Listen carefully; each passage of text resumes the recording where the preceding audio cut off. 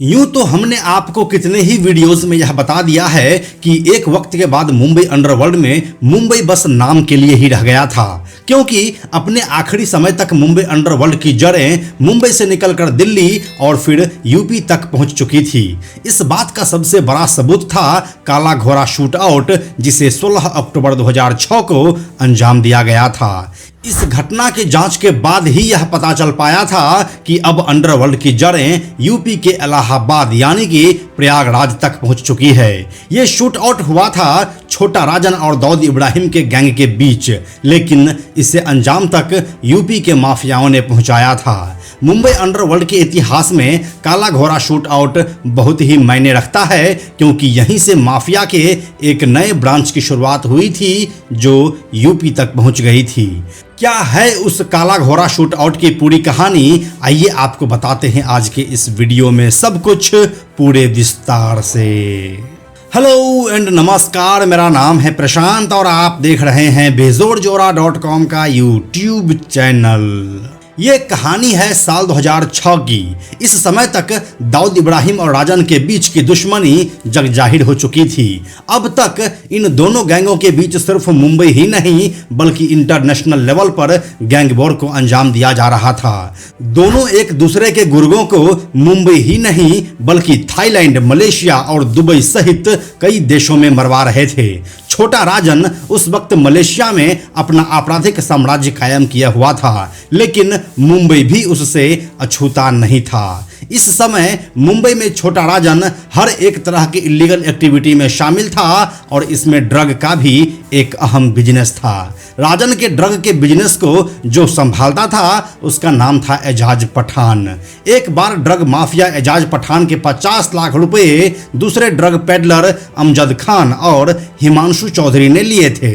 एजाज पठान को यह यकीन था कि ये दोनों मेरे पैसे लेकर कहीं नहीं जाने वाला है और कभी ना कभी मुझे पैसे वापस करेगा ही। लेकिन अमजद और हिमांशु एजाज पठान की सोच से बहुत दूर निकल चुका था। इधर एजाज पठान उन दोनों से रुपये लौटाने के इंतजार में बैठा हुआ था और उधर वे दोनों पठान का पैसा बिना लौटाए ही दाऊद गैंग के गोद में जाकर बैठ गया था। यह बात एजाज पठान को बिल्कुल भी हजम नहीं हुई थी और वह इस बात को अपने बॉस छोटा राजन तक पहुंचा दिया। जैसे ही राजन को इस बात का पता चला वैसे ही राजन उन दोनों की नाम की सुपारी निकाल दिया। छोटा राजन ने इस मौके को एक गोल्डन अपॉर्चुनिटी के रूप में लिया और उसने सोचा कि अगर वह दाऊद के इन दो लड़कों को उड़ा देते हैं तो मुंबई में एक बार फिर से उसकी धमक कायम हो जाएगी।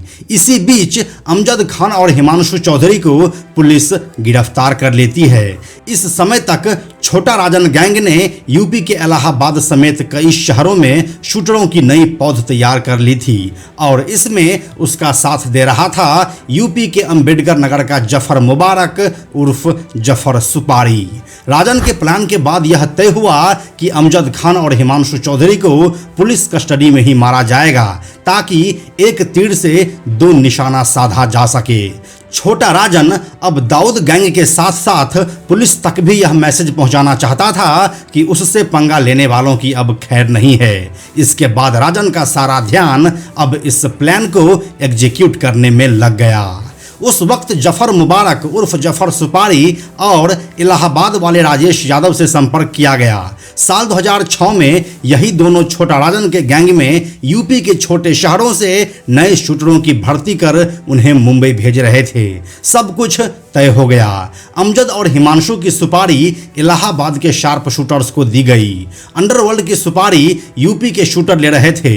ये अपने आप में बहुत ही टेढ़ा काम था। ऊपर से दो ड्रग पेडलर्स को पुलिस कस्टडी में मारना बेहद ही मुश्किल काम था, वह भी दिन दहाड़े जब मुंबई की सड़कों पर भारी भीड़ होती है। खैर, अब तो प्लान बन चुका था और इसमें कुछ किया भी नहीं जा सकता था। सब कुछ तय हो चुका था और अब तारीख आ गई थी 16 अक्टूबर 2006 की। इस दिन अमजद और हिमांशु की बॉम्बे हाई कोर्ट में पेशी होनी थी। यूपी के शूटर्स पहले ही मुंबई पहुंच गए थे। जेल से कोर्ट तक के पूरे रास्ते की कई बार रेकी की गई थी। गोली मारने के बाद भागने के लिए पुख्ता इंतजाम के बाद आखिरकार वह तारीख आ ही गई। मुंबई पुलिस की एक वैन हिमांशु और अमजद को एक मामले में पेशी के लिए बॉम्बे हाई कोर्ट लेकर जा रही थी। रास्ते में काला घोड़ा नाम का एक चौराहा पड़ता है। यहीं पर पुलिस वैन को चारों ओर से घेर लिया गया और गोलियों की बौछार शुरू कर दी गई। ये गोलियां तब तक चली जब तक वैन के अंदर बैठे लोगों के जिस्म ठंडे नहीं हो गए। काम पूरा हो गया था और छोटा राजन एक बार फिर से दाऊद के ऊपर भारी पड़ा था। मुंबई पुलिस के कस्टडी में हुआ यह घटना पूरे मुंबई पुलिस डिपार्टमेंट के लिए बेहद शर्मनाक था। इस घटना के तुरंत ही बाद जांच कमेटी बैठाई गई। कुछ ही दिनों के जांच के बाद एजाज पठान के भतीजे को गिरफ्तार कर लिया गया।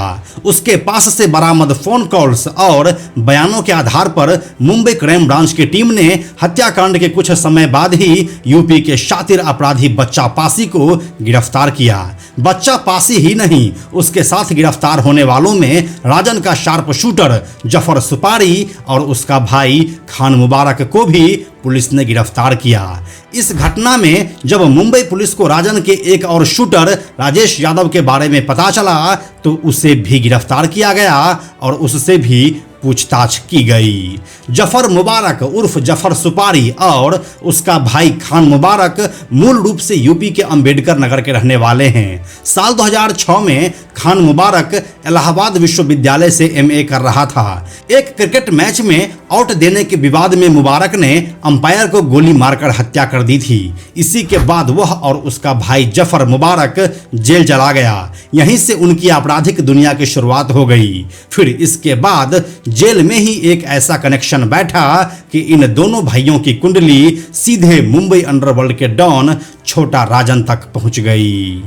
जेल से छूटने के बाद वे दोनों भाई मुंबई चले गए और वहां पर छोटा राजन के गैंग के लिए काम करने लगे। यूपी के झांसी के राजेश यादव उस वक्त डॉक्टर कार्तिकेय शर्मा का अपहरण करने के कारण काफी चर्चा में आ गया था। यहीं से उसका भी संपर्क जफर मुबारक से हुआ और उसी के माध्यम से अब राजेश यादव और बच्चा पासी भी छोटा राजन के गैंग से जुड़ गए। राजेश और जफर का काम इलाहाबाद तथा अन्य जिलों से शूटर तैयार कर गिरोह में रिक्रूट कराना था। राजेश ने शहर के 2 दर्जन से अधिक लड़कों को छोटा राजन के गैंग में शामिल करवाया था और इसीलिए राजन का उसके ऊपर भरोसा बहुत ही ज़्यादा बढ़ गया था। मुंबई अंडरवर्ल्ड के इतिहास में काला घोड़ा शूट आउट को इसीलिए अहम माना जाता है कि इस घटना में यूपी के शूटर्स ने मुंबई अंडरवर्ल्ड की सुपारी ली और शहर में आकर कोहराम मचा दिया। इसी घटना के बाद से अंडरवर्ल्ड के तार सीधे तौर पर यूपी से जुड़ गए, जिसके आने वाले दिनों में कई किस्से भी सामने आए। तो यही थी काला घोड़ा शूट आउट की पूरी कहानी, जब यूपी के शूटर्स ने मुंबई शहर को थर्रा दिया था। यह जानकारी आपको कैसी लगी हमें कमेंट सेक्शन में लिखकर बताइए। साथ ही आप देश के और किस माफिया डॉन की कहानी को देखना चाहते हैं हमें यह भी कमेंट करके बताइए। हम जल्दी मिलते हैं आपसे एक नए कहानी के साथ। अंत में एक और ज़रूरी बात, हमने बेजोड़ जोड़ा का एक टेलीग्राम चैनल भी बनाया है जहां आपको हमारे सारे वीडियोस की लिंक सबसे पहले मिल जाएंगे। इसलिए आप लोग टेलीग्राम पर भी हमसे जुड़ें। टेलीग्राम पर हमसे जुड़ने के लिए सिंपली आप टेलीग्राम ऐप के सर्च में जाकर बेजोड़ जोड़ा लिखिए और चैनल पर जाकर ज्वाइन बटन क्लिक कर दीजिए। आप हमसे जुड़ जाएंगे। यह वीडियो अगर आपको पसंद आया तो इसे लाइक और शेयर जरूर करें। आने वाले वीडियोज़ के लिए बेजोड़ जोड़ा को सब्सक्राइब करके बेल आइकन को टच करना ना भूलें। Thank you so much.